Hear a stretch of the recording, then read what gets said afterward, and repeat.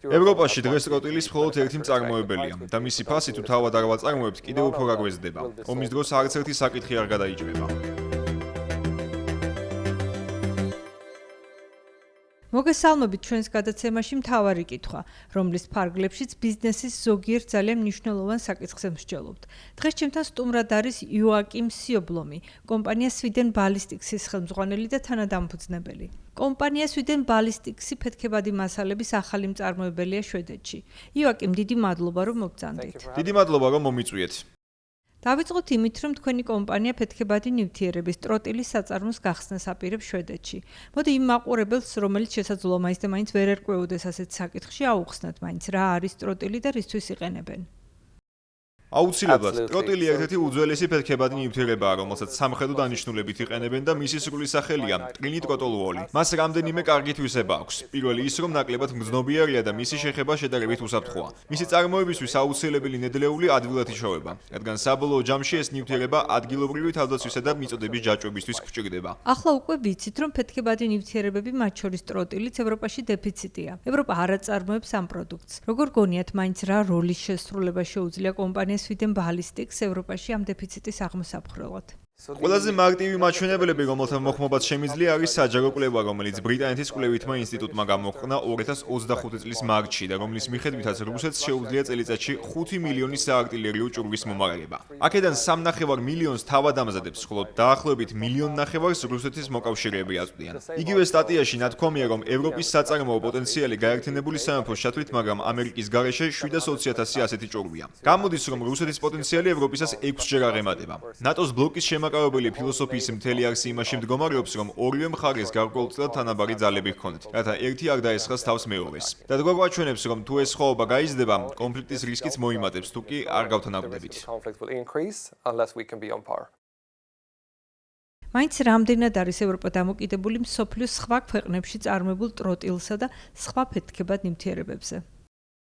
ევროპაში დღესდღეობით ტროტილის მხოლოდ ერთი საწარმოა, ნიტროქემი, რომელიც პოლონეთში მდებარეობს და რომელსაც პოლონეთის სახელმწიფო აკონტროლებს. ისინი ძალიან კარგად ართმევენ თავს საქმეს, მაგრამ ნამდვილად ვერ აწარმოებენ საკმარის სიმძლავრეებს. თუ კი საბრძოლო მასალების საწარმოო ჯაჭვში ერთი საფეხურით მაღლა ავალთ, ვნახავთ, რომ საბრძოლო მასალის ძალიან ბევრი მწარმოებელი გვყავს. მათ შორის არის გაერთიანებული სამეფოს BAE, საფრანგეთის Nexter და KNDC. ასევე Rheinmetall, NAMO და ასე შემდეგ. ყველა ეს საწარმო ფეთქებად ნივთიერებებზეა დამოკიდებული, მაგრამ თავად არც ერთი არ აწარმოებს მას. და რამე რისკი ახლავს თქვენი აზრით იმ ფაქტს, რომ ევროპა მის ფარგლებს გარეთ არსებულ მწარმოებლებზეა დამოკიდებული? უამრავი. მარტო კოვიდის პანდემიის გახსენებად საკმარისია ამისთვის. მაშინ გაერთიანებული სამეფო თავად აწარმოებდა ვაქცინას, მაგრამ მისი ექსპორტი აკრძალეს. პოლონეთში რომ მოხდეს რამე, დარწმუნებული ვარ, რომ ისინიც აკრძალავენ ტროტილის ექსპორტს. იგივე ეხება აზიის ქვეყნებს, რომლებიც ამჟამად მის ექსპორტს აწარმოებენ. მათ ახლო-მახლო რამე კონფლიქტი რომ დაიწყოს, ისინი ექსპორტს აკრძალავენ. ამ ყველაფერთან ერთად, აზიიდან ფეთქებად ნივთიერება რომ ჩამოვიტანო, უნდა შემოუარო სომალის ნახევარკუნძულს, რადგან სუეცის არხი დახურულია იემენში კონფლიქტისა და გემებზე თავდასხმების გამო. ასე რომ ამას ორი თვე სჭირდება, თუ კი გემას საერთოდ მიაღწია შენ სპორტს. ყველაფერთან ერთად არსებობს პოლიტიკური რისკი. არ ხარ დარწმუნებული, როგორი დღისასრიგი ექნებათ იმ ქვეყნებს, რომლებშიც ტროტილს ყიდულობ. და თქვენ პირადად როგორც ხვდები, იმედი გაქვთ, რომ 2027 წლისთვის წარმოების სრულ პოტენციალზე ახვიდეთ. გითხარით, როგორი შეიძლება იყოს თქვენი კომპანიის პოტენციალი და რა როლის შესრულება შეგიძლიათ ევროპაში ფეთქებადი ნივთიერებების წარმოების გაზრდის კუთხით? ჩვენი გარემოს დაცვის ნებართვა 4500 მეტრული ტონის წარმოების საშუალებას გვაძლევს, ხოლო ერთ საარტილერიო ჭურვს დაახლოებით 10 კილოგრამის სჭირდება. მარტივად რომ გამოვთვალოთ, დაახლოებით 400-450 ჭურვის წარმოება შეიძლება. ეს რუსულ პოტენციალზე ბევრად ნაკლებია. ჩვენ 10 ასეთი საწარმო გვჭირდება რუსეთის 5 მილიონი ჭურვის მარაგს რომ გავუთანაბრდეთ. როგორც ვიცით, ახლა ევროპაში ძალიან დიდი ნაბიჯები იდგმება თავდაცვაში ინვესტიციების გაზრდის მიზნით. უკვე გვაქვს სამოქმედო გეგმა შეიარაღე ევროპა, რომლის ფარგლებშიც 2030 წლისთვის 800 მილიარდი ევროს მობილიზება უნდა მოხდეს. რა წვლილი შეიტანს თქვენი კომპანია ამ გეგმაში? ძალიან ძნელია ამის წინასწარ თქმა, რადგან არავინ იცის თუ როგორ იქნება მსოფლიო 5 წლის შემდეგ. რაც შეეხება ევროკავშირის ევროპის უსაფრთხოების სამოქმედო გეგმის ეგრეთ წოდებული SAFE-ის დაფინანსებას. მასში უკვე ჩადებულია მოთხოვნა, რომ საჭირო კომპონენტების 65%-ის წარმოება ევროპაში უნდა მოხდეს. და ამ თვალსაზრისით ნამდვილად გვიკავია ჩვენი ადგილი მთლიან სურათში. თავდაცვის ინდუსტრიას უზარმაზარი კომერციული და ფინანსური რისკის წინაშე აყენებენ, როდესაც წარმოების გაზრდას თხოვენ მასში, როცა შეერთებული ძალებიდან და წევრი ქვეყნებიდან შესყიდვების მოთხოვნა არც ისე სწრაფად მოდის. ამიტომ გონია, რომ ამჟამად რისკის ფაქტორი არ არის ოპტიმალური. ინდუსტრიას უამრავ რისკზე უხდება წასვლა, რაც ჩვენთვის როგორც ახალი მოთამაშისთვის სასარგებლოა, რადგან ჩვენ არც აქციონერები გვყავს, რომ მათზე ვიზრუნოთ და არც აქციის ფასის განხილვა გვიწევს ყოველ კვარტალში. ჩემი ძირითადი საზღვრები ის არის, რომ აღკვეთოთ მომავალი კონფლიქტი, რაც შეეხება მოკლევადიან მოგებას, ის მაინც და მაინც არ გვადაგდებს. ვინმემ შეიძლება თქვას, რომ ინვესტიციების ასეთი ზრდა თავდაცვის სექტორში ძალიან დიდ სარგებელს მოუტანს დიდ კორპორაციებსა და ისეთ მეწარმეებს, როგორიც თქვენ ხართ. მაგრამ როგორ გონიათ, ეს სარგებელი მთლიანად ეკონომიკაზე რამდენად გავრცელდება? 100%-ით. მე ცოტა არ იყოს ეჭვის თვალით ვუყურებ ამ მაჩვენებელს, მაგრამ წავიკითხე, რომ ევროკავშირის წევრი სახელმწიფოები წელიწადში 200 მილიარდ ევროს ხარჯავენ თავდაცვის მასალებზე. ამის 60%-ს ამერიკელი მწარმოებლებისგან ყიდულობენ.